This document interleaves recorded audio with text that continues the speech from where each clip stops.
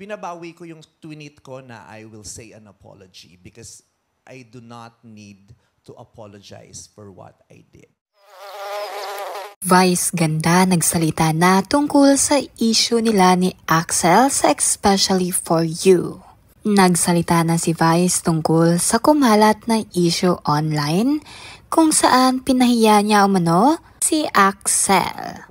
At sa Showtime Live ngayon, may ibinunyag si Vice Ganda sa totoong pangyayari sa kumalat na issue. Na hindi namin kinakailangan mag-apologize because what we did was right. Again, nakausap po sila at si Christine. Sinabi ni Vice na binawi niya ang apology niya sa Twitter para kay Axel dahil kinausap umano ng staff ng It's Showtime na si Christine sa pagbeso ni Axel kung saan totoong na-offend o na-off si Christine sa pagbeso ni Axel.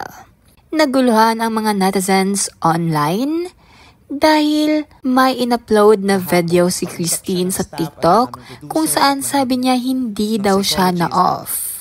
At nung kinausap ng Showtime staff si Christine, sinabi niyang na-off umano ito.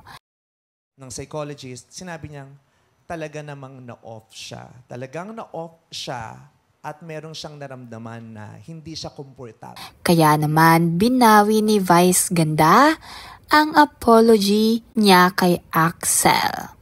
At ipinaglaban ni Vice na totoo at tama ang kanyang ginawa. At para mas maging updated ka sa lahat ng mga trending topics, don't forget to like, comment, at subscribe. Ay, yung nakita ko ng time.